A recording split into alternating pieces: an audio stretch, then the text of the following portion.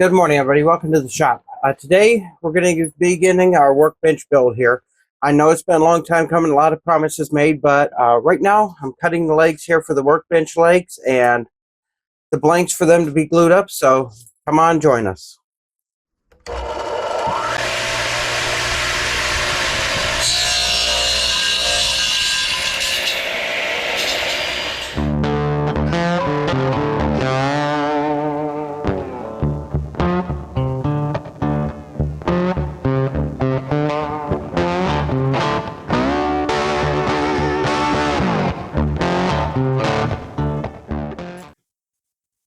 Okay, good morning, everybody.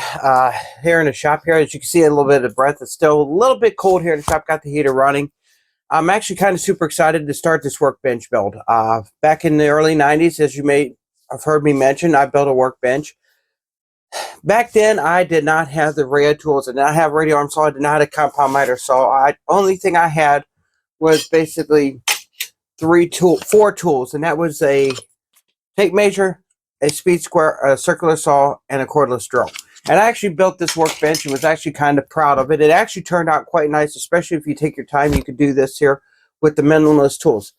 Today in the shop, I'm actually cutting out the blanks for the legs. Now, the book calls for them to be 3 inches by 3 inches by 33 and a half. What I've done here is I've rough cut them. The materials list in the book calls for 2x4s. I decided to go with 2x6, and I'm going to give you a little bit of explanation why. The first one is you want to be able to take out any imperfections in the wood. 2x4s construction lumber, especially if you know it nowadays, has a lot of defects, a lot of knots, a lot of things that would not only take the aesthetics away from the workbench, but also would turn around and cause the workbench to be not structurally sound. So one of the things that I'm going to point out, some of the things that I've built into the actual build here. First of all, as you can see, you have a knot on this end of this leg right here, and that is okay as far as the length of the leg is concerned. Because what we're going to end up doing is we're going to wind up taking it over to the joiner over here later on and joining it down to about 1/4 of an inch. And as you can see, we could get our 3-inch piece right here off the workbench leg right here. So we'll just say 3 1/4. So this piece here will actually be cut out of it on the saw. It'll be made so it doesn't affect the leg. It makes it fairly knot free. One of the other defects that you run into a lot is either like this here is what they call wane, which is where bark of the tree was left, or you run into this here on this piece of scrap right here, and I'm going to try to show it to you, where the actual machine, the routering, has caused it to splinter off.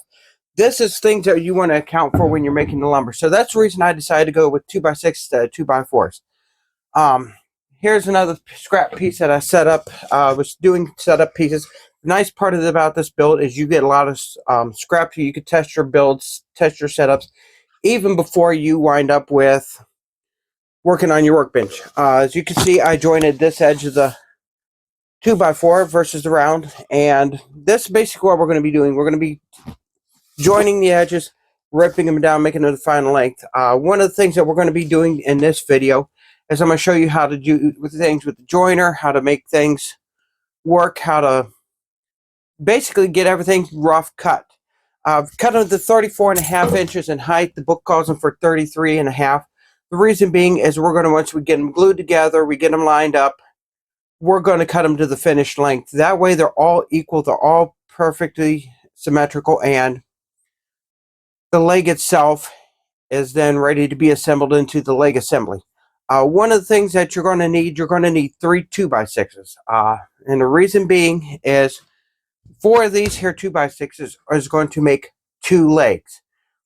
And the rails are going to be cut out of the top and bottom rails of the workbench legs are going to be cut from the third 2x4. So you're going to need a total of 6 2x6s just to build these leg assemblies. So let's go over here to the joiner and get started. Welcome over to the joiner here. Of course, like I said when I was over the radio and so we're going to wind up joining one of the edges off. And what you want to do is you want to definitely make sure that your joiner's table and everything is square. You definitely want square edges. It's going to help with the glue up. It's going to make the leg look like one piece when you do glue it. So as you can see, this is square here. So we're going to go ahead and get started.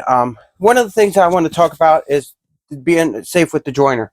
Now, one of the things that you can wind up doing with this joiner is you can wind up really injuring yourself really easily.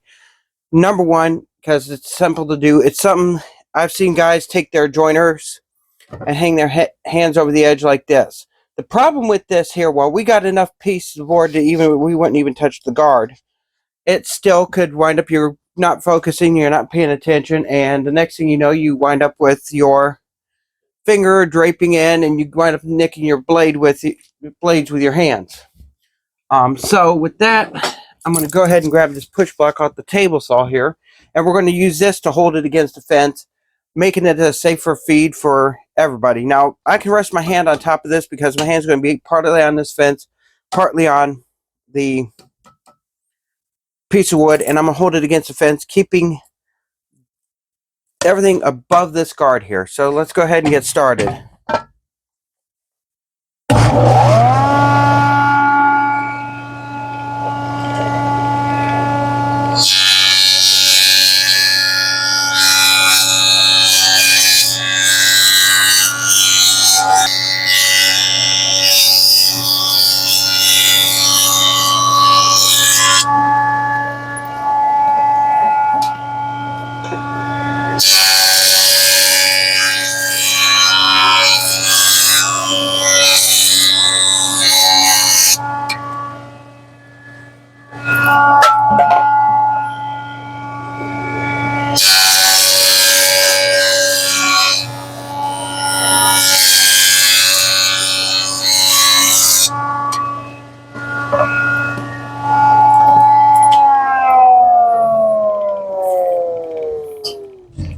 Okay, so as you can see, this gives us a nice, sharp, clean edge to be able to work with.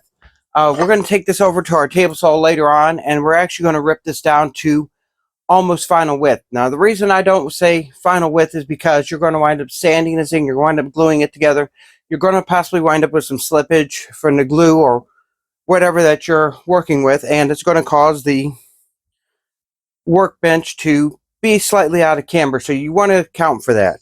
As you can see with this here in the camera, it's nice and super square. It's nice and flush. I'm not holding it. Right there we go. Nice square flush. Gets a nice square edge. Now when we glue two of these up together, then as you can see from our piece of scrap here, it's going to allow us to create the workbench leg and make it look like one piece. It's going to really be a nice piece of wood to work with. So I only got 4 more of these to go ahead and cut, so let me get started and I'll be back with you shortly. Okay, so welcome back here. We're over at table saw, and as you can see, one of the reasons I need to get organized is the pile of crap that's on the table saw here. What I've done is I set the rip fence here on the table saw to approximately 3 1/16 of an inch. That gives us a little bit of an extra amount to cut off, and we'll begin to cut these here, rip these down to their finished width. So one of the things I really want to talk about is, as you can see with my table saw, I don't have the guard on it anymore. Years ago it broke. I just never replaced it, never even bothered to buy an aftermarket one. It's not the safest way to do it, and always, whenever you can, even with the guard, use your push box, use your push stick. One of the things I've done is, as you can see, this one here I have set up for working on the table saw here so that we could actually rip it. I got to put the actual foot back on it so that it doesn't wind up cutting the foot of this, which I have done before. But one of the things that are expensive and I would recommend getting is these grippers. What's really nice about them is they can keep your fingers safe, keep you from losing fingers. I have used this one for years. I've got another one floating over here in the shop somewhere that I use. I actually have 2 of them. So, and honestly, we would like to have some more, but of course, the budget. Now, as you can see, it forms a tunnel with the blade. Now, it's not going to actually hit the blade there. It's not going to actually wind up. You got to make the adjustment so it doesn't ride crooked either. So you get a good firm grip on it. Sometimes these will lose their stickiness, and one of the things that you can do is you can actually take a little bit of inch and alcohol, rub it on these, and it'll actually give them their stickiness back. Now, as you can see, I've nicked this with the blade a couple of times, but it says save my fingers. One of the things that you want to do is you want to make sure that the tunnel of this here gripper goes through the blade, or the blade goes through the tunnel, I should say, and that way you can know that you're safely feeding it. Now, getting back to this, remember our edges that we jointed? So one of the things that I want to talk about is maybe you'll run into something like this, where you get a knot that's all the way through the board and it's tight, it's not going anywhere, and when this is glued up, this thing's going to be in there permanently. It's not along any of the edges, it's not going to cause any issue with any of the glue up, so you can just leave it there. So what I'm going to do is I'm going to get ready to go ahead and cut these down, and you can watch as I do the first one, and then I'll just kind of cut all 4 of them down, and we'll be back.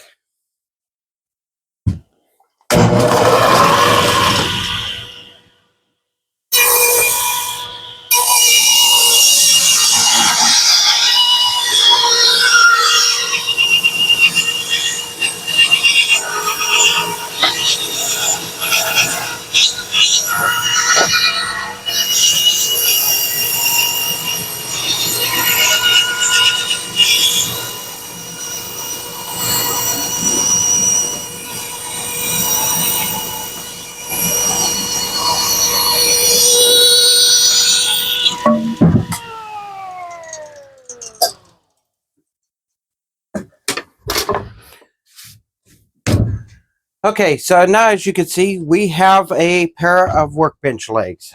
Remember back I told you we're going to have 4 pieces that form the leg. Now you have 4 pieces that are square, they're surfaced, they're ready to be glued up, and of course, once we get ready to do the final work on the workbench and glue everything together, these legs will be done.